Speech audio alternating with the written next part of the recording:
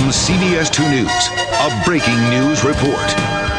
Good afternoon, and thanks for joining me today, Thursday, October 12th, 1999, in the ICM studios. I'm Sarah Kruger. Breaking news this afternoon: Mountain Dew executives are meeting with BBDO's creative team to discuss the future of the Mountain Dew brand. Amanda Trogus is on location at the BMX Park with a brief history of Mountain Dew. Amanda? Thanks, Sarah. Mountain Dew, a citrus-flavored soda that was invented in the 1940s in Knoxville, Tennessee, was acquired by the Pepsi Company in 1964. Almost a decade later, Pepsi Company decided that they wanted BBDO, the agency that held the Pepsi account, to take over Mountain Dew. BBDO's first campaign, Hello Sunshine, debuted in the 1970s, featuring outdoor lifestyles and a refreshing plunge into water. In the 80s, the Country Cool campaign featured college co-ed skateboarding to a catchy jingle, Sing Here. Being cool, you'll find, is a state of mind, a refreshing attitude. Things get hot, cool is all you got.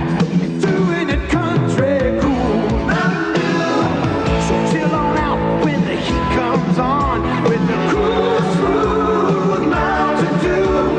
Doing it country cool, Mountain Dew. Doing it country cool.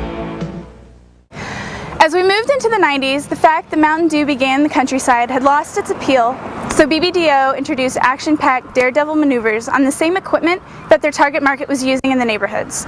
Consumers viewed the commercials from the middle of the action that featured rock music. It was the beginning of the Get Vertical campaign.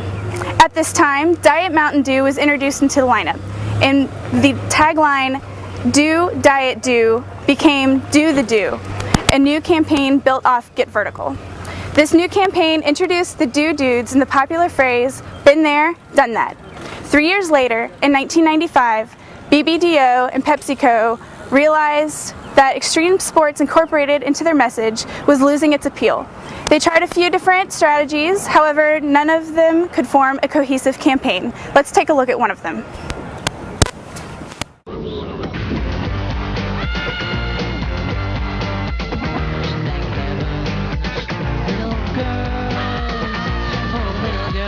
Bigger every day. Little girls, thank heaven for them all, no matter where, no matter who.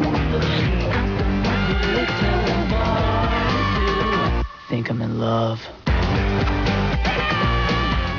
As you can see, Mountain Dew has had a pretty interesting history. Let's join Kelsey Mathai, our brand analyst, over at the Rock Wall and take a look at some of their strengths and weaknesses. Kelsey? Thanks, Amanda. They do have an interesting history. Mountain Dew has multiple strengths. First, they have the highest gatekeeping rating, which means that parents don't exactly like their kids drinking Mountain Dew, so it's the rebel strength. Secondly, Mountain Dew has the most loyal consumers in the CSD category.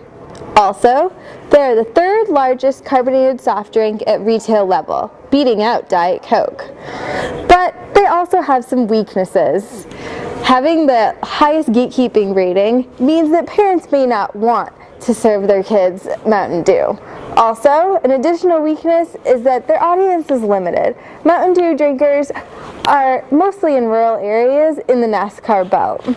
Thirdly, Mountain Dew only has a small media budget.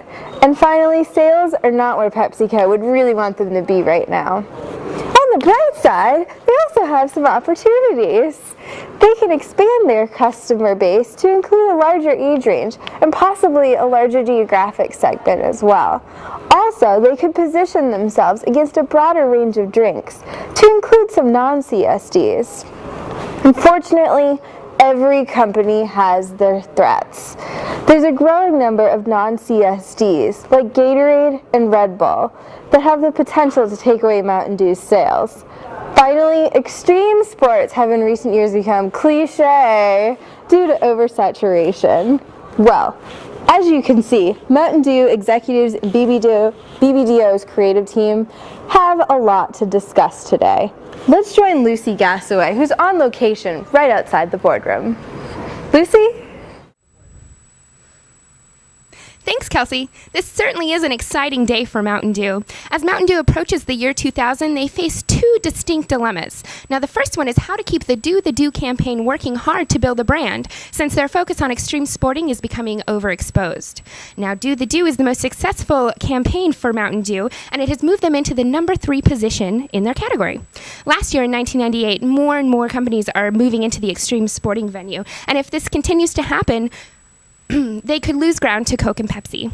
Now, the second dilemma that they're facing today is how to respond to the growing popularity of non-carbonated soft drinks, such as Gatorade and Red Bull.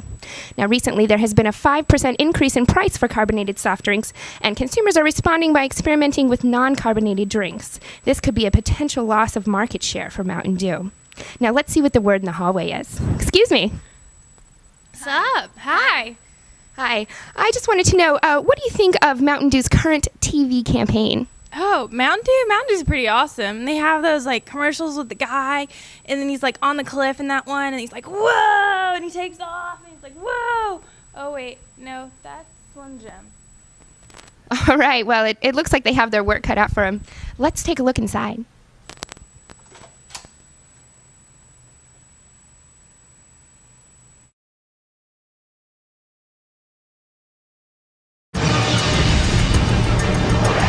From CBS 2 News, a breaking news report.